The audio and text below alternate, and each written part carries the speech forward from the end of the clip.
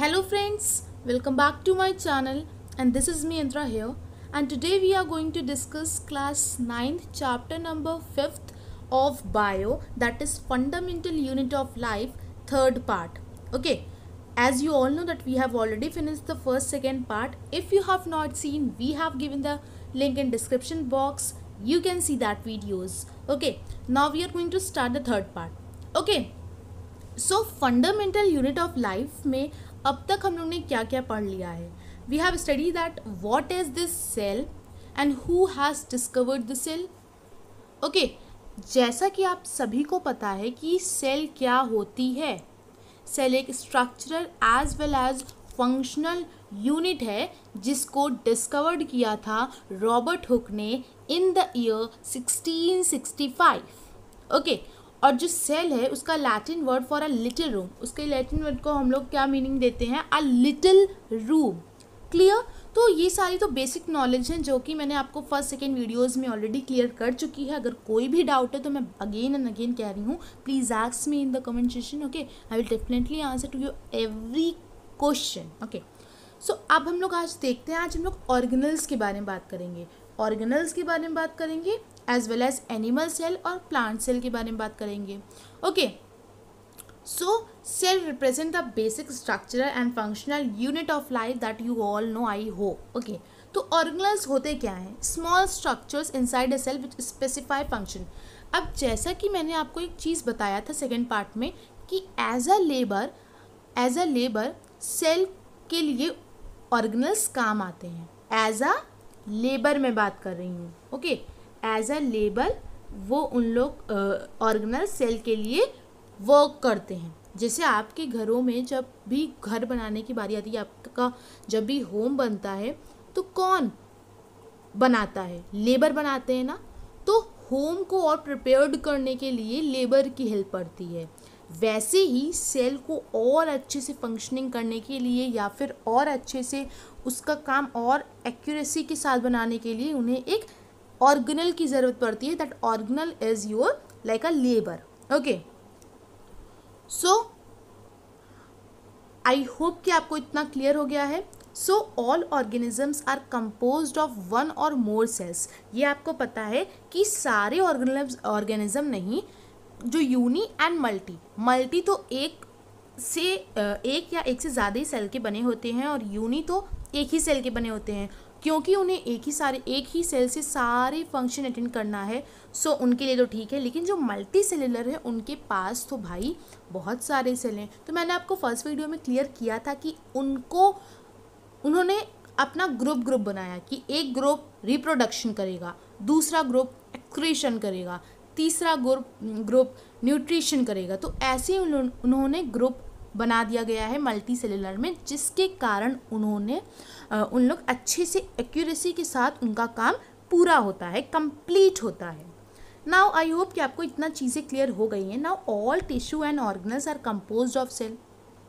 जितने भी tissue organelles, देखो ऑर्गन किससे बना हुआ है? टिश्यू से. मैंने आपको एक लाइन बता देती हूँ so that you can understand each and every point. See, cell हमारी हमारा सेल एक स्ट्रक्चरल एंड फंक्शनल यूनिट है. हमारी सेल टिश्यू किससे बना हुआ है? सेल से. अब टिश्यू ऑर्गन किससे बना है? टिश्यू से. और ऑर्गन सिस्टम किससे बना है? ऑर्गन से. ओके, और ऑर्गेनिज्म किससे बना है? ऑर्गन सिस्टम से. सो ये एक लंबी सी लाइन है जो कि आपको अच्छे से पता होनी चाहिए. ओके, आप ये क्लास 6 तक पढ़ते आ रहे हो. Okay, there is a no life without cell. Life है ही नहीं पॉसिबल अगर हमारी सेल ना हो. ओके, अगर हमारी सेल नहीं होगी तो कोई भी लाइफ पॉसिबल नहीं होगी. ओके, पॉसिबल नहीं होगी. ओके, आई होप कि आपको क्लियर हो गया है जो मैं आपको बताना चाह रही हूँ. नाउ आगे बढ़ते हैं और देखते हैं कॉम्पोनेंट्स ऑफ सेल. अब हम लोग कॉम्पोनेंट्स ऑफ अ सेल पढ़ेंगे, like a differences between plant cell and the animal cell. Plant cell और एनिमल सेल में जितने भी कैरेक्टर होते हैं या फिर मैं कह दूं जितने भी पार्ट्स होते हैं उसको हम लोग एक एक करके डिफाइन करेंगे और अच्छी तरह से क्लियर करेंगे. ओके, सो सबसे पहले बात आती है प्लाज्मा मेम्ब्रेन की. So what is this plasma membrane? Now let me tell you that plasma membrane and cell membrane. का स्ट्रक्चर तो अलग अलग होता है, मीन्स थोड़ा सा सेम होता है लेकिन पूरा नहीं होता है। ओके, तो पहले बात कर लेते हैं कि ये हमारी प्लाज्मा मेम्ब्रेन क्या होती है। अब जैसे कि आपने क्लास 8 में पढ़ा है कि प्लाज्मा मेम्ब्रेन मीन्स सेल की मेम्ब्रेन, प्लाज्मा मेम्ब्रेन या फिर सेल मेम्ब्रेन, आप लोग इसके कई नाम दे सकते हो, मीन्स यही नाम देना है आपको। सो हम लोग पहले बात करते हैं कि ये जो सेल है, okay, means the plasma membrane surrounded the cell, cell को सराउंड की है this type of membrane, that is your plasma membrane, or you can say that it is a covering, okay, which is surrounded the cell, that is your plasma membrane. And now the nucleus is the largest organelle, और हमारा जो nucleus है वो एक largest organelle है। और मैंने organelle क्या बताया था आपको, जो कि सेल के काम को और अच्छे से एक्यूरेसी के साथ कंप्लीट करें, लाइक अ लेबर उनकी हेल्प करें, so that is your organelle.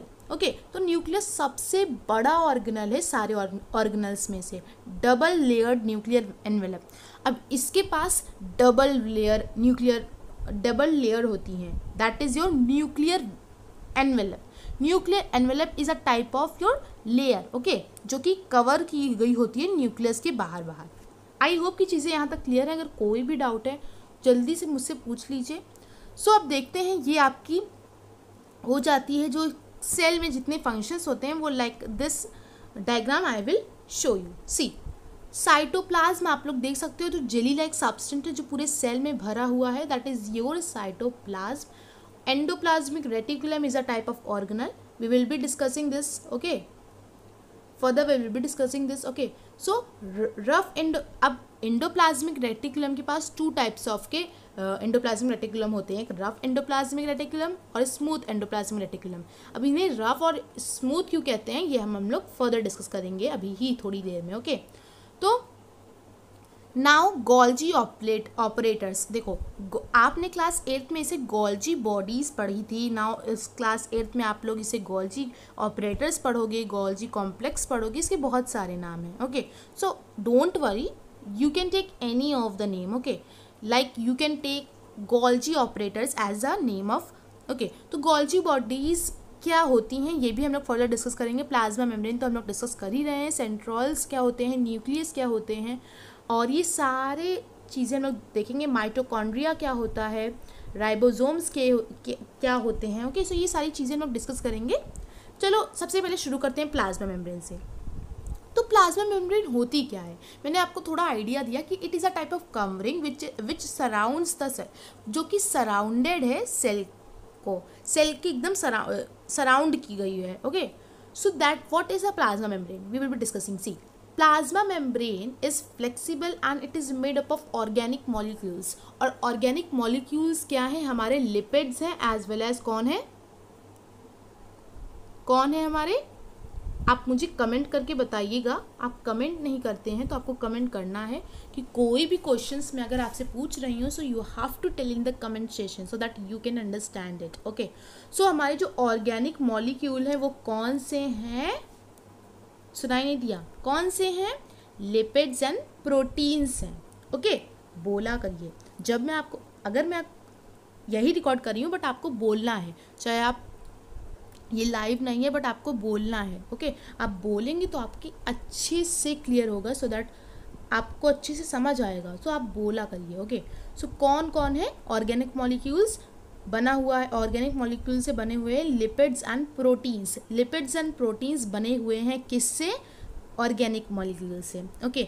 सो ये जो हमारी प्लाज्मा मेम्ब्रेन है ये फ्लेक्सिबल है, मीन्स ये बहुत फ्लेक्सिबल है, और इसकी फ्लेक्सिबिलिटी के कारण ये आसानी से अपने फूड्स को एक्सटर्नल एनवायरनमेंट से ले पाती है, ओके। कैसे ले पाती है हम लोग इसे आज फर्दर डिस्कस करेंगे, don't worry. So now function regulates materials entering and exiting the cell. देखो ये इसका बहुत स्पेशल टाइप ऑफ वर्क है कि जो जितने भी मटेरियल या फिर जितने भी कंटेंट सेल के अंदर आ रहे हैं या फिर सेल के बाहर जा रहे हैं, ये वो देखती है, एज वेल एज वो तो देखती है, और ये उन लोग को लाती भी है और भेजती भी है। जिसका काम है सेल के अंदर उसको ले आती है, जिसका काम नहीं है उसको भेज देती है। तो प्लाज्मा मेम्ब्रेन ये इंपॉर्टेंट वर्क करती है। इसकी फ्लेक्सिबिलिटी इसके बहुत अच्छी होती है, जैसे मैंने आपको बताया। सो इसका फंक्शन, सबसे इम्पॉर्टेंट फंक्शन तो यही है कि ये जो भी कंटेंट है, ये तो आपकी कवरिंग है जो कि surrounded as a cell, okay, covering है। और ये सबसे मेन काम क्या करती है या फिर सबसे मेन फंक्शन क्या करती है, ये रेगुलेट्स करती है मटेरियल एंटरिंग और एग्जिटिंग। कौन से मटेरियल को अंदर आना चाहिए या फिर कौन से कंटेंट को अंदर आना चाहिए, किसको बाहर जाना चाहिए, ये सारी इन्फॉर्मेशन देखती है और इसकी ही रिस्पॉन्सिबिलिटी है ये सारी चीज़ें देखने की। इसीलिए इसे हम लोग बोलते हैं सिलेक्टिवली परमिएबल मेम्ब्रेन। क्यों सिलेक्टिवली परमिएबल मेम्ब्रेन कहते हैं? क्योंकि ये सेलेक्ट करती है पार्टिकल्स को कि किसको आना है अंदर, किसको जाना है बाहर। आई होप कि इतना क्लियर हो गया है तो please tell me in the comment session. Okay, so अब बढ़ते हैं नेक्स्ट की ओर। नाउ प्लाज्मा मेम्ब्रेन को हम लोग थोड़ा डिटेली में बात करते हैं। It is a outer most covering of the cell. Okay, it is a outer most covering of the cell. It is the outermost covering of the cell that separates the content of the cell from its external environment. The plasma membrane allow or permit the entry and exit of the some material in and out of the cell. It also prevents movement of some other materials. The cell membrane therefore is called, okay, I hope कि आपको इतना clear हो गया है। सो देखते हैं, हम लोग इसको समझते हैं। जैसा कि मैंने आपको अभी बताया कि इसका काम ये होता है कि ये देखती है कि किस पार्टिकल को या फिर किस कंटेंट को अंदर आना है और बाहर जाना है, तो इसका काम ये है। तो वही लिखा गया है इसमें डिटेल में कि it is a outer most covering of the cell that separates the content of the cell from its external environment. मतलब ये सेपरेट करती है कि किसको आना है, किसको बाहर जाना है from its external environment. Yes, right. The plasma membrane allows और परमिट द एंट्री। देखो, ये प्लाज्मा मेम्ब्रेन ही डिसाइड करती है और परमिट करती है कि किसको आना है सेल के अंदर, किसको बाहर जाना है, किस मटेरियल को इन में रहना है या फिर आउट ऑफ द सेल जाना है। It also prevents movement of some other material. ये ऑल्सो प्रिवेंट करती है कुछ और ऐसे मटेरियल को जो कि कुछ और ऐसे मटेरियल के मूवमेंट को, okay, movement of some other material. The cell membrane therefore is called a selectively permeable membrane. इसीलिए इसे हम लोग कहते हैं selectively permeable membrane. Now plasma membrane structure is describe using the fluid mosaic model. उसे हम लोग ने डिस्क्राइब किया as a fluid mosaic model. Okay, I hope कि ये आपको क्लियर हो गया है तो प्लीज़ बिग थम्स अप दीजिए इस वीडियो को। ओके, नाउ बढ़ते हैं हम लोग नेक्स्ट की ओर। नाउ हमारा नेक्स्ट क्या है, न्यूक्लियस। नाउ न्यूक्लियस क्या होता है? आपने क्लास 8th में इसे पढ़ा था that nucleus is a control centre of the cell, right. Control centre of the cell तो है ही है, बट इसे आप लोग को फर्दर आप डिस्कस करना है क्लास 9th में और अच्छे से कि न्यूक्लियस है ही क्या। अगर न्यूक्लियस नहीं होगा तो क्या होगा? क्या सेल वर्क करेगी? सोच के बताइए, सेल वर्क करेगी? नहीं करेगी। क्यों नहीं करेगी? क्योंकि न्यूक्लियस हमारा ब्रेन ऑफ द सेल है, और अगर ब्रेन ही नहीं होगा सेल में तो सेल को क्या पता चलेगा कि क्या करना है क्या नहीं करना है। सो दैट्स वाई अगर न्यूक्लियस नहीं होगा सेल में तो सेल वर्क नहीं करेगी। दैट अब हम लोग थोड़ा डिफाइन करते हैं न्यूक्लियस को।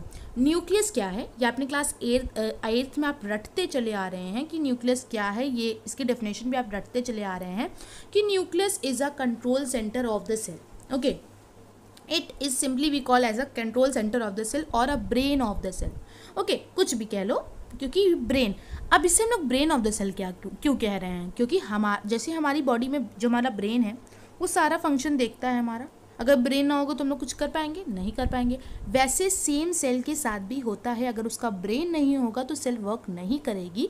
ओके, सो इसे आपको अच्छे से समझ लेना है कि सेल वर्क नहीं करेगी अगर उसका न्यूक्लियस नहीं होगा, उसका ब्रेन ऑफ द सेल नहीं प्रेजेंट होगा उसके पास। इसीलिए चाहे वो प्लांट सेल हो चाहे वो एनिमल सेल हो, सबके पास न्यूक्लियस तो होता ही है। ओके, न्यूक्लियस दोनों सेल्स के पास होता है। प्रोकैरियोटिक सेल के पास न्यूक्लियस नहीं होता है, उनके पास न्यूक्लियोलॉइड होता है जो कि वेल डेवलप्ड भी नहीं होता है। ओके, सो हमारा जो एनिमल और प्लांट सेल है उन दोनों के पास न्यूक्लियस क्यों प्रेजेंट होता है, क्योंकि अगर ब्रेन ही नहीं होगा तो सेल के कौन से फंक्शन नहीं, ये कौन समझेगा या फिर ये कौन बताएगा, तो ब्रेन को ही तो बताना पड़ेगा। सो दैट्स वाई कि सबके पास न्यूक्लियस तो प्रेजेंट होता ही है। नाउ क्लियर, आई होप कि क्लियर हो गया है। Now control centre of the cell and regulates DNA और RNA actions. The nuclear envelope contain pores to allow molecules to move between nucleus and cytoplasm.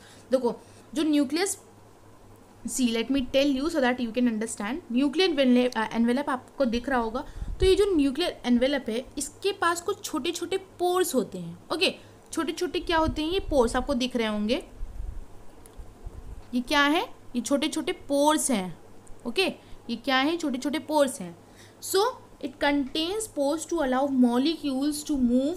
ये इसके पास पोर्स होते हैं और ये पोर्स क्या करते हैं, ये अलाउ करते हैं मॉलिक्यूल्स को to move between nucleus and cytoplasm. Nucleus और साइटोप्लाज्म के बीच में मूव करवाते हैं ये पोर्स, ये अलाउ करते हैं। ये पोर्स क्या करते हैं, ये अलाउ करते हैं न्यूक्लियर एनवेलप जो कंटेन करता है पोर्स, और यही पोर्स अलाउ करते हैं मॉलिक्यूल्स को कि तुम मूव करोगे between the nucleus as well as cytoplasm, दोनों के बीच में मूव करोगे। दैट क्या अलाउ करता है वो, कि molecules to move between cytoplasm as well as nucleus के बीच में मूव करें। Okay, now chromosomes are contained in nucleus. Contained, okay, chromosomes क्या होते हैं, ये एक थ्रेड लाइक स्ट्रक्चर होते हैं, like this type of structure. Wait, this type of structure you can define it. Okay, this type of structure. So ये आपका हो जाता है न्यूक्लियस। ओके, सॉरी, ये आपका हो जाता है chromosomes are contained in nucleus. Nucleus में प्रेजेंट होता है हमारा chromosomes. Okay, chromatic refers to loosely condensed DNA and proteins. Chromatic क्या होता है, ये रिफर करता है, इसे हम लोग कहते हैं लूजली कंडेंसन मतलब होता है दबा देना, तो कंडेंस मतलब होता है दबाना, लूजली दबाना DNA and proteins. Okay, refer to the loosely condensed DNA and protein. DNA deoxyribo nucleic acid, DNA क्या है, deoxyribo nucleic acid and proteins. Okay, तो ये रिफर करता है loosely condensed DNA as well as proteins को। Okay,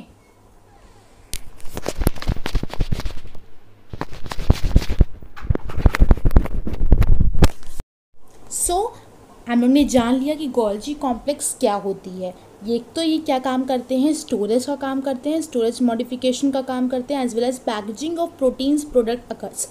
okay, और ये सारों को जितने भी कैरेक्टर्स होते हैं जिनको भी ज़रूरत पड़ती है प्रोटीन्स की, उन्हें भेजते हैं एज अ पैकिंग करके। ओके, तो आपको इनका स्ट्रक्चर दिख रहा होगा, कुछ इस तरह है। ट्रांसफेस है, सेक्रेटरी वेजल्स हैं, ओके, SIS फेस है, ट्रांसपोर्ट वेजल्स हैं, ये कुछ इस तरह की, देखिए आप देख सकते हैं, ये कुछ इस तरह की, ये बोरी टाइप का स्ट्रक्चर आपको दिख रहा होगा, जो आपके घरों में होती है ना, इसमें छोटी सी बनी है, ये आपको दिख रही होगी। इसकी हेल्प से इन लोग स्टोरेज करते, मतलब इसकी हेल्प से ही प्रोटीन्स को इसमें ही प्रोटीन्स को पैक करके इन लोग सारे कैरेक्टर्स को भेजते हैं जिसको भी ज़रूरत पड़ती है। ना क्लियर हो गया है Golgi operators, I suppose. Okay, Golgi operators, देखिए वहाँ पर गोल्जी कॉम्प्लेक्स नाम था, यहाँ पर गोल्जी ऑपरेटर्स। तो मैं बोल रही हूँ ना आपसे कि इसका कई नाम है, आप कोई भी बोल सकते हो।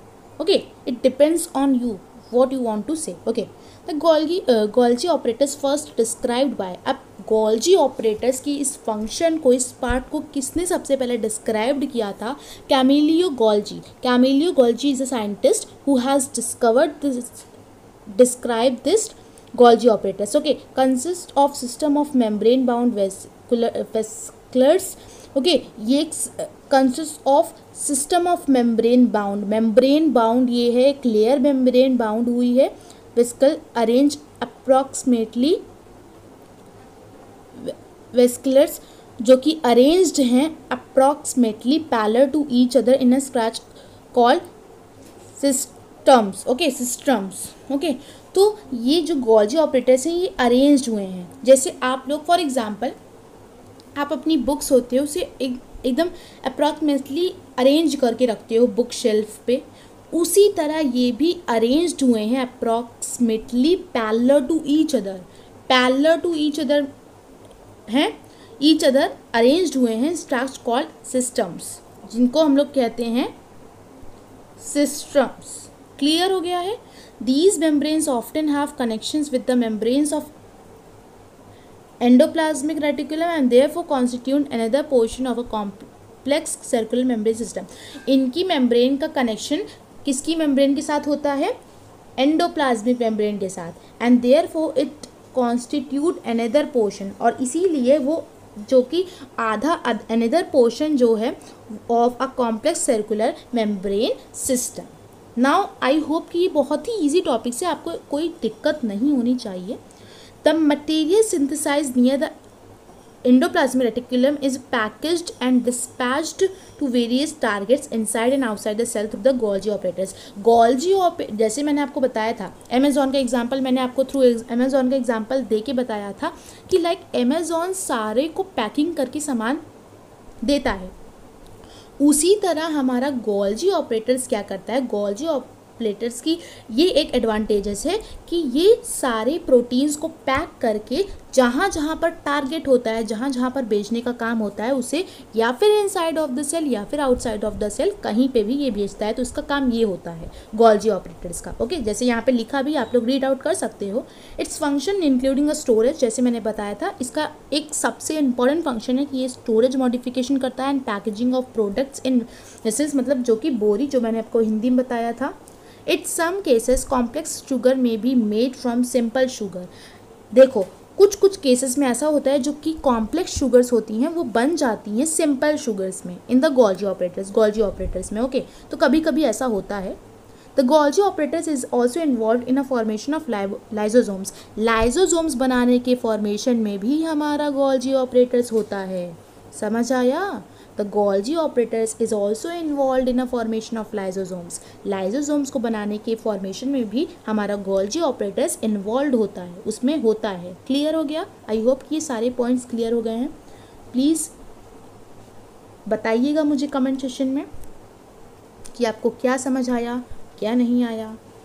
ओके, सो देखते हैं अब ये आपको अगर स्ट्रक्चर एकदम अच्छे से देखना है तो ये आपका हो जाता है Golgi ऑपरेटर्स, जिसके कई नाम हैं। ओके, ये आप लोग देख सकते हो, ये जो ऐसा है, ये जो मैंने आपको बताया था बोरी like structure. Okay, incoming transport vesicle. Okay, ये आप लोग देख सकते हो, आउटगोइंग जाने के लिए और आने के लिए। Okay, lumen cis face. Clear हो गया? इसके इस वाले स्ट्रक्चर को सिस फेस बोलते हैं। तो ये आप लोग इसकी स्क्रीनशॉट भी ले सकते हैं अगर आपको अपनी कॉपीज़ में बनाना है, आपको नोट डाउन करना है, so you can write down it. Okay, ना बढ़ते हैं नेक्स्ट टॉपिक पे और लाइजोसोम्स। अब भाई लाइजोसोम्स क्या है हमारा? लाइजोसोम कंटेन एंजाइम्स और या फिर हार्मोन्स कंटेन करते हैं। लाइजोसोम्स कंटेन वेट थोड़ी सी दिक्कतें हो रही हैं। ओके वेट ओके, सो थोड़ा सा वेट कर लीजिए। Lysosomes contain enzymes proteins that can break down foreign material like bacteria और वॉर्न आउट सेलुलर कंपोनेंट। देखो, लाइजोसोम्स क्या होते हैं? लाइजोसोम्स कंटेन करते हैं एंजाइम्स। ओके, क्या कंटेन करते हैं भाई? एंजाइम्स कंटेन करते हैं, एंजाइम्स कंटेन करते हैं। ओके, एंजाइम्स कंटेन करते हैं, contain enzymes means proteins that can break down. Enzymes means होता है proteins that can break down, जो कि ब्रेक डाउन मतलब तोड़ देना, ब्रेक डाउन तोड़ देना, जो कि तोड़ देता है फॉरेन मटेरियल लाइक बैक्टीरिया, जो कि तोड़ देता है foreign materials like bacteria, materials like suppose bacteria और वॉर्न आउट सर्कुलर कंपोनेंट, और तोड़ देता है सर्कुलर कंपोनेंट्स को। Content of lysosomes would kill cell. Contents जो होते हैं लाइजोसोम्स के अंदर वो can kill the cell also. Okay, वो सेल को मार भी सकते हैं। If membrane ruptured. ओके, अगर मेम्ब्रेन रिपटर्न्ड हो जाए तो ये सेल को मार भी सकते हैं, जो कि कंटेंट होते हैं लाइसोसोम्स में पोर एंजाइम्स इनटू फूड वैक्यूल्स।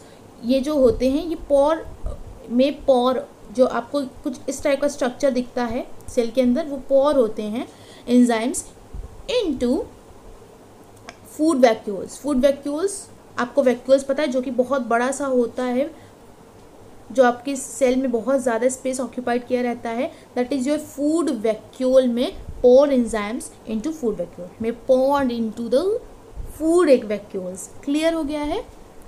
समझ आ गया कुछ? तो बढ़ते हैं नेक्स्ट टॉपिक की ओर। तो अगर इसको आपको डिटेल में पढ़ना हो, जो कि मैंने आपको बताया, लाइसोसोम्स को हम लोग वेस्ट डिस्पोजल भी कहते हैं। इसमें ये क्या करता है, ये सिंपलेस्ट इसका फंक्शन ये है कि हेल्प करता है क्लीनिंग द सेल। जैसे भाई आपके घरों में होता है क्लीनिंग मटेरियल, जिससे कि आप लोग अपने घर को साफ करते हो, उसी तरह डिस्पोजल सिस्टम है ये हमारा lysosomes. Other kind of waste disposal, जो कि एक वेस्ट है जिसमें सारे क्लीनिंग करता है ये हमारी सेल की। Waste disposal system of the cell, lysosomes help to keep the cell clean. ये क्या करता है, इसकी ये रिस्पॉन्सिबिलिटी है कि इसको सेल को साफ रखने की जिम्मेदारी दी गई है। By digesting any foreign material as well as a worn out cell organelles. Okay, by digest करने किसी मटेरियल को, एज वेल एज ये कोई भी मटेरियल आ जाए ये डाइजेस्ट कर देता है। ओके, अपने में, as well as worn out cell organelles foreign material entering the cell such as bacteria और food, as well as old organelles जो होते हैं, अगर वो सेल के अंदर आते, cell end up in a lysosomes. Old organelles अगर मर जाते हैं सेल के अंदर, तो वो लाइसोसोम्स डाइजेस्ट कर लेता है, which break them up into small pieces. Digest करने के लिए वो उन ओल्ड ऑर्गेनेल्स को तोड़ता है स्मॉल पीसेस में। Lysosomes are able to do this because they contain powerful digestive enzymes. ये सब लाइसोसोम इसलिए कर पाते हैं क्योंकि इनके पास कुछ special type of powerful digestive enzymes होते हैं, capable of breaking down all organic material, जो कि कैपेबल होते हैं कोई भी ऑर्गेनिक मटेरियल को तोड़ने के लिए, ब्रेक डाउन करने के लिए। आई होप कि ये पैरे से आपको कुछ तो क्लियर हो गया होगा। कुछ तो क्लियर हुआ होगा। नहीं क्लियर होगा तो बताइएगा मुझे, लेकिन मुझे लगता है कि इस पैरा से तो आपको बहुत कुछ क्लियर हो सकता है। ओके, तो during the disturbance in circular metabolism, for example when the cell get damage, जब सेल, फॉर एग्जाम्पल अगर हम लोग बोल लें सेल अगर डैमेज हो, गेट्स डैमेज्ड, लाइसोसोम्स में brushed and enzymes digest their own cell. Okay, lysosomes होंगे, अगर मान लीजिए कि सेल डैमेज हो जाए तो जो लाइसोसोम्स हैं वो में brushed and the enzymes digest their own cell. Okay, अगर सेल डैमेज हो जाए, जो लाइसोसोम्स होगा वो सेल को ब्रस्ट कर देगा और जो उसके एंजाइम होंगे वो डाइजेस्ट कर लेगा उसकी ओन सेल के। Okay, therefore lysosomes are also known as a suicide bag of the cell. Suicide bags of the cell इसीलिए कहा जाता है क्योंकि ये ज़्यादा कौन सा काम करते हैं, समझ गए होंगे। Structural lysosomes are membrane bound sacs filled with digestive enzymes, और ये मेम्ब्रेन बाउंड सैक्स फिल्ड हैं जो कि डाइजेस्टिव एंजाइम से फिल्ड विद, जो कि भरे हुए हैं डाइजेस्टिव एंजाइम से। Okay, these enzymes are made up of RE। Okay, rough endoplasmic reticulum से बने हुए हैं ये सारे एंजाइम्स। ओके, नाउ लाइसोसोम्स तो बहुत ही ईजी था मेरे हिसाब से। अगर आपको नहीं समझ आया है तो प्लीज़ कमेंट नीचे करिएगा, मुझे आपको बताने में कोई दिक्कत नहीं होगी। फिर से mitochondria. Now what is this mitochondria? कभी कभी मेरे साथ ऐसा होता है कि हम माइटोकॉन्ड्रिया बोल ही नहीं पाते हैं, लेकिन माइटोकॉन्ड्रिया भाई सिंपल होता है, इसमें कोई दिक्कत होने की बात नहीं होती है। देखते हैं हम लोग कि माइटोकॉन्ड्रिया होता क्या है। माइटोकॉन्ड्रिया बचपन में मेरे साथ क्या होता था कि मैं इसको समझ नहीं पाती थी, बट मेरे साथ जो हुआ है वो मैं आपके साथ नहीं होने दूंगी। मैं माइटोकॉन्ड्रिया को इस तरह सिंपली से समझाऊंगी so that you can understand it. See, mitochondria को आप लोग क्लास 8 में power house of the cell कहते थे। Power house of the cell क्यों कहते थे? क्योंकि ये कंटेन करता था energy in the form of ATP। Okay, ये क्या करता था? ये प्रोड्यूस करता था energy in the form of ATP। तो वाई, तो इस क्लास 9th में भी हम लोग इसे power house of the cell ही कहेंगे। ऐसा नहीं है कि क्लास 8th में हम लोग ने पावर हाउस कहा, अब ये kitchen house of the cell हो जाएगा, नहीं, जो है वो होगा ही। तो ये power house of the cell ही है। Mitochondria are the power house of the cell, they contain enzymes that carry out the energy. ये कुछ एंजाइम्स कंटेन करते हैं अपने पास, जो कि कैरी करते हैं, जो कि इनके काम में कैरी करते हैं energy adding steps of anaerobic metabolism. ATP produce here. देखो माइटोकॉन्ड्रिया सिंपल बात है, सिंपल बात से अगर हम समझें तो माइटोकॉन्ड्रिया एक power house of the cell है और ये क्या प्रोड्यूस करता है, ये एनर्जी प्रोड्यूस करता है in the form of ATP। Okay, तो ये बहुत सिंपल डेफिनेशन है और सिंपली से अगर बात हो रही है तो ये सिंपल बहुत है।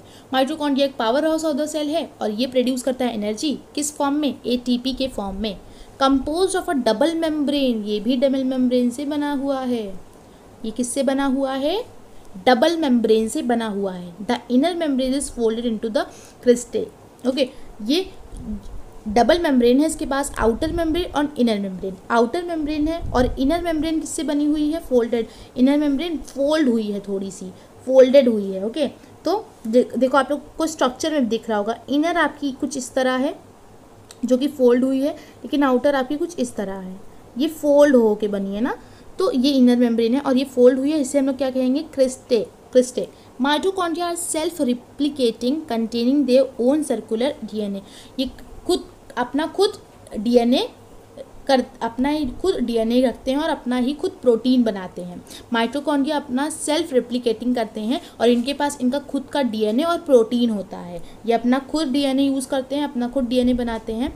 इनके पास इनका खुद का DNA as well as protein present होता है भाई। और प्लास्टिड्स भी, ये और माइटोकॉन्ड्रिया ही ऐसे ऑर्गेनल हैं जिनके पास डीएनए और प्रोटीन खुद का होता है। प्लास्टिड्स के बारे में डिस्कस करेंगे, थोड़ा सा टाइम मिल जाए तो डिस्कस करेंगे। तो देखते हैं हम इसको थोड़ा सा ब्राइटली कि इसका स्ट्रक्चर कुछ इस तरह है, इसका structure. Okay, mitochondria structure features, inner membrane कुछ इस तरह है जो मुड़ी हुई है, मैंने आपको बताया, क्रिस्टे बोलते हैं। आउटर मेम्ब्रेन कुछ इस तरह है। ओके, और ये आप क्रिस्टे, क्योंकि जो मुड़ा हुआ स्ट्रक्चर आपको क्रिस्टे बोलेंगे। और ये मैट्रिक्स आपके अंदर ये जो ब्लू पोर्शन दिख रहा है वो आपका मैट्रिक्स हो गया। और आपको समझ आता है कि ये सारे फंक्शन, ये सारे पार्ट क्या क्या हैं। नाउ थोड़ा रीड आउट कर लेते हैं। Mitochondria are known as a power house of the cell. The energy required for various chemical activities needs for life is release by mitochondria. कोई भी केमिकल एक्टिविटीज़ जो हमें नीड होती है लाइफ के लिए is released by mitochondria only in the form of ATP. Okay, molecules. ATP is known as a energy currency of the cell. ATP को क्या कहा जाता है, एटीपी को कहा जाता है energy currency of the cell. Energy currency of the cell कहा जाता है, इसे कहा जाता है energy currency of the cell. Okay, known as energy currency of the cell. The body uses energy stored in ATP for making new chemicals compounds and for mechanical work. वही जो मैंने आपको सिंपली बात बोली है वही सारा ये लिख दिए हैं। Mitochondria have 2 membranes covering instead of just 1। इनके पास 2 मेम्ब्रेन होती है, आउटर और इनर। और इनर को हम लोग, ये फोल्डेड हुई होती है इसलिए हम लोग इन्हें क्रिस्टे कहते हैं। The outer membrane is very porous while the inner membrane is deeply folded. These folds create a large surface area for ATP generating chemical. और ये फोल्ड क्या क्रिएट करते हैं भाई, ये तो मैंने नहीं बताया। ये क्या करते हैं, these fold create a large surface area for ATP to generate chemical reaction. किसके लिए ये large surface area छोड़ देते हैं, हमारे भाई ATP के लिए, जिसके कारण वो एनर्जी केमिकल रिएक्शन कर लेता है। Now mitochondria are strange organelle in a sense that they had their own DNA and ribosomes. इनके पास इनका खुद का डीएनए एंड राइबोसोम्स होता है। और प्लास्टिड्स भी 2 ही ऐसे ऑर्गेनल हैं जिनके पास इनका खुद का DNA as well as ribosomes present होता है। Therefore mitochondria are able to make some of their own proteins. इसीलिए माइटोकॉन्ड्रिया अपने कुछ प्रोटीन्स बना पाते हैं खुद से। तो ये बहुत अच्छी बात हो गई है। ओके, सो देखते हैं अब नेक्स्ट टॉपिक क्या है, डिफ्यूजन एंड ऑस्मोसिस। तो अब हमें लगता है कि हमारा जो डिफरेंसेस थे जो कि एनिमल एंड प्लांट सेल में, सेल वॉल क्या है, एक प्रोटेक्टिव लेयर है, आपको पता होना चाहिए, प्रोटेक्टिव लेयर है। ओके, जो कि प्लाज्मा मेम्ब्रेन के आउटसाइड होती है, पतली सी लेयर होती है, that is your cell wall. तो हम लोग ने आधे से ज़्यादा डिफरेंसेस पढ़ चुके एक एक करके डेफिनेशन के थ्रू। नाउ अब हम लोग बढ़ते हैं, बहुत इंपॉर्टेंट टॉपिक है ये हमारा, diffusion and osmosis. Osmosis and diffusion. Osmosis क्या है? ऑस्मोसिस क्या है? If there is a membrane between two solution with unequal concentration to high concentration to low concentration, low concentration to hypertonic, isotonic and hypertonic, isotonic और hypotonic, ये 3 solutions होते हैं जो कि आपने पढ़ा है। If there is a membrane between 2 solution, अगर देयर एक मेम्ब्रेन हो 2 सॉल्यूशंस के बीच में, अगर सपोज मैं ले लेती हूँ हाइपो और हाइपर टॉनिक को ले लेती हूँ, एक मेम्ब्रेन है 2 सॉल्यूशन के बीच में with unequal concentration of solutes that can not cross the membrane, जो कि क्रॉस नहीं कर सकता है मेम्ब्रेन को। Water will flow towards the slide with less water more solute until the 2 slides have. देखो ऑस्मोसिस सिंपल बात है कि जब वाटर जो हमारा वो होता है प्लाज्मा मेम्ब्रेन, जब हमारा वाटर जो होता है, जब वाटर हमारा एक तरीके से जब हम लोग देखते हैं ऑस्मोसिस को, if there is a membrane between, ये तो आपने पढ़ा ही है, पहले हम देखते हैं इसे थोड़े से अच्छे उसमें। प्लास्टिड्स क्या होते हैं ये हम बताएंगे, वैक्यूल भी बताएंगे। देख लेते हैं हम कितने टॉपिक्स अभी तक बचे हुए हैं, और वैक्यूल्स बताएंगे। ये 3 चीज़ बहुत इंपॉर्टेंट है जो कि हम बताएंगे आपको। सबसे पहले हम लोग बात करते हैं अभी डिफ्यूजन और ऑस्मोसिस के बारे में। सो डिफ्यूजन एंड ऑस्मोसिस बहुत ही इम्पॉर्टेंट है।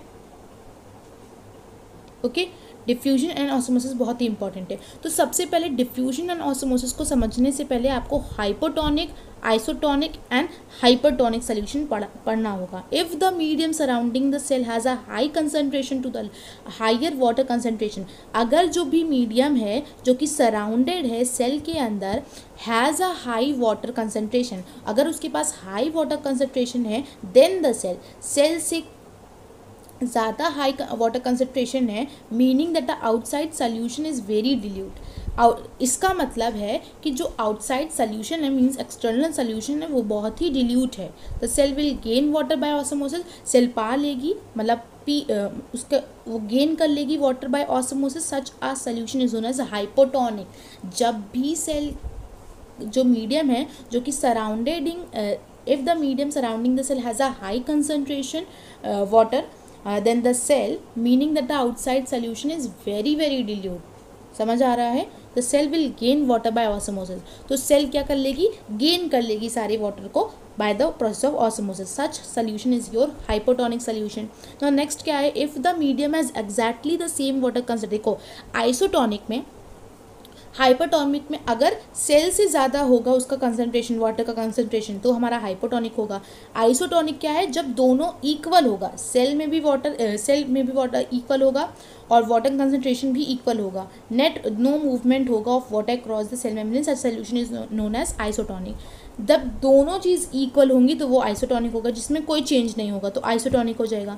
हाइपरटोनिक क्या है? जब if the medium has a lower concentration of water than the cell, जब सेल से कम होगा कंसंट्रेशन ऑफ वाटर तो हमारा हाइपरटोनिक होगा, जब सेल से ज़्यादा होगा तो हमारा हाइपोटोनिक होगा, जब सेल भी इक्वल होगा और वाटर कंसंट्रेशन ऑफ वाटर भी इक्वल होगा देन वो आइसोटोनिक होगा। बहुत सिंपल तरीके से मैंने बताया है। आई होप कि आपको समझ आ गया है, तीनों समझ आ गया है तो प्लीज़ थम्स अप दीजिए इस वीडियो को।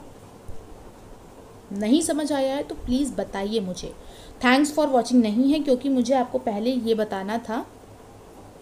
ये स्लाइड थोड़ी पीछे चली गई थी तो हम लोग पहले देख लेते हैं। डिफ्यूजन अब तो समझ आ ही गया होगा मेरे हिसाब से, तो पहले हम स्लाइड को थोड़ा सा ले लेते हैं फिर हम लोग आगे बढ़ेंगे। ओके, सो डिफ्यूजन हम लोग डिफ्यूजन के बारे में बात कर रहे थे। पैनल में बात करें तो if there is a membrane between two solution, अगर एक मेम्ब्रेन होगा बिटवीन अ टू सॉल्यूशन, किसी भी दो सॉल्यूशन के बीच में अगर अनइक्वल सॉल्यूशन होगा तो क्या होगा भाई? क्या होगा? आप मुझे कमेंट सेक्शन में बता सकते हैं। अगर आपको पता है कुछ भी इससे रिलेटेड तो आप बता सकते हैं। तो देखो, ऑस्मोसिस बहुत सिंपल है। ऑस्मोसिस क्या है? देखो, अगर मूवमेंट ऑफ वाटर मॉलिक्यूल्स का अगर मूवमेंट होगा through such selectively permeable membrane, that is your plasma membrane, उसे ही तो हम लोग सेलेक्टिवली परमिएबल मेम्ब्रेन कहते हैं। तो if the movement of water molecules through such a selectively permeable membrane, then that will be your osmosis। क्या है osmosis? एक बार रिपीट करती हूँ। देखो, आपके वाटर मॉलिक्यूल्स का अगर इफ़ योर वाटर मॉलिक्यूल्स का मूवमेंट होगा through such permeable membrane, selectively permeable की हेल्प होके आपका जो वाटर मॉलिक्यूल है, देखो सिंपल बात है कि जब आपका वाटर मॉलिक्यूल का मूवमेंट होगा through such your selectively permeable membrane, तो ये आपका हो जाता है ऑस्मोसिस। ओके, नाउ आपने समझ लिया कि ऑस्मोसिस होता क्या है। ओके, ऑस्मोसिस क्या होता है ये आपने समझ लिया। नाउ ऑस्मोसिस समझ लिया। अब ऑस्मोसिस को हम लोग ने बता दिया कि क्या होता है। नाउ बात करते हैं प्लास्टिड्स के बारे में। डिफ्यूजन हम लोग थोड़ी सी लेटर बिट बात करेंगे क्योंकि अब मैं भूल गई थी, ये भी आपका बचा हुआ है। ओके, सो प्लास्टिड्स क्या होते हैं? Plastids are present only in plant cell. ये प्रेजेंट होते हैं सिर्फ प्लांट सेल में। There are two types of plastids, chromoplastids and leucoplastin. Chromoplastin क्यों कहा जाता है? क्योंकि ये कलर प्लास्टिड्स होते हैं।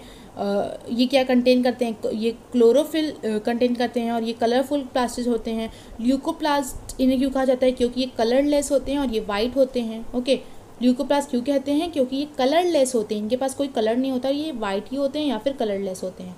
क्रोमोप्लास्ट क्यों कह रहे हैं? क्योंकि क्लोरोफिल में प्लास्टिड्स कंटेनिंग क्या करते हैं? पिगमेंट कंटेन करते हैं, that is your chlorophyll are known as chloroplast.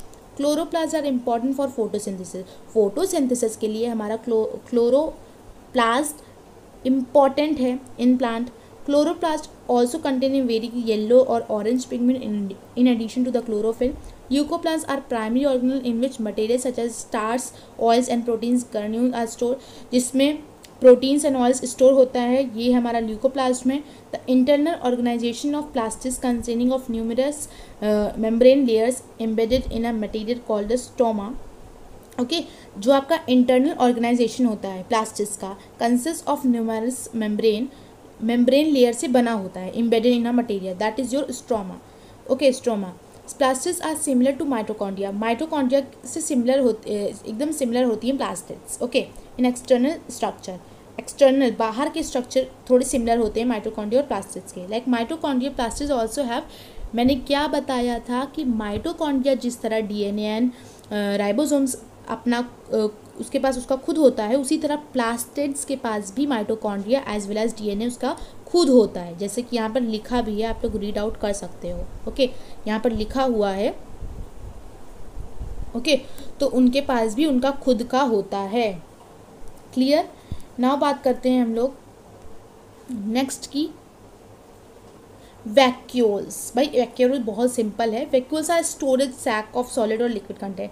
Vacuoles are storage sacs of solid और एंड लिक्विड। सॉलिड में भी होता है एज वेल एज लिक्विड में होता है। ये वैक्यूल्स एक स्टोरेज सैक्स हैं। Okay, vacuoles are small sizes in animal. Sizes इनकी कैसी होती है? एनिमल सेल में small, but in plant cell इनकी साइजेस थोड़ी सी लार्ज होती है। The central vacuole of some plant cells may occupied 50 to 90% of cell volume. Cell की स्पेस कितना ऑक्यूपाइड कर लेते हैं? 50 to 90% ऑक्यूपाइड कर ही लेते हैं। In plant cell vacuoles are full of cell sap and provide turgidity and rigidity. Rigidity मतलब अपने शेप का, यो अपना शेप चेंज ना करे, ऐसे को रिजिडिटी कहते हैं। To the cell many substance of importance in the life, Many substance of importance in the life of a plant cell are stored in vacuoles. बहुत सारे substance की जो important things होते हैं in the life of plant cell are stored in a vacuoles only. These including amino acids, sugar, various organelle, various organic acids and some proteins. कुछ ज़्यादा जो important life of plant cell में के vacuoles में stored हुआ होता है, and जिसमें एमिनो एसिड हो जाता है, शुगर हो जाता है, ऑर्गेनिक एसिड हो जाता है और भी बहुत चीज़ें हो जाती हैं. Okay, now each cell thus acquires its structure and ability to function because of the organization of its membrane and organelles in a specified way. The cell thus has a basic structural organization. It helps the cell to perform function like respiration, obtaining nutrition,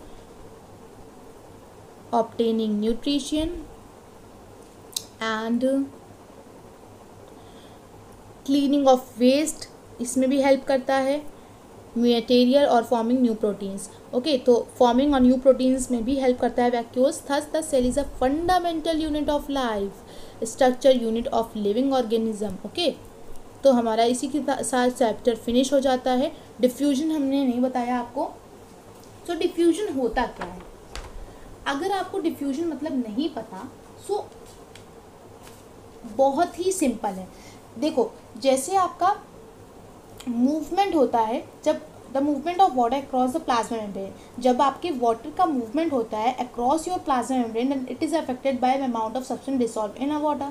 thus osmosis is a passage of water from a region of high water concentration through a semi permeable membrane. तो ये तो आपको पता ही है, to a region of a low water concentration.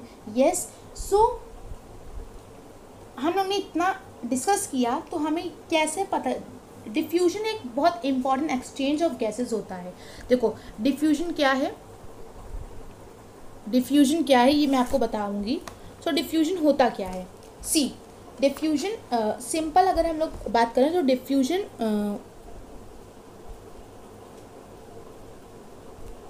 Diffusion क्या होता है?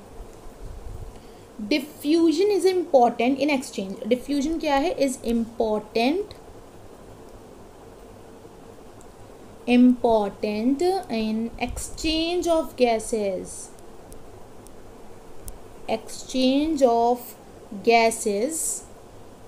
and water in the life of a cell.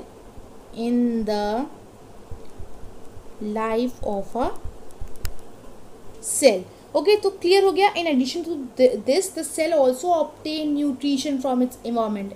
देखो, सेल कुछ न्यूट्रिशन भी ऑब्टेन करती है through its environment. Different molecules move in and out of the cell.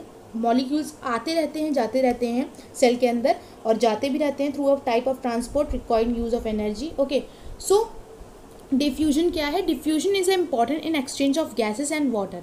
Gas and water को exchange करने in a life of a cell. जब भी gas and water का एक्सचेंज होता है, diffusion is important in exchange of gas and water.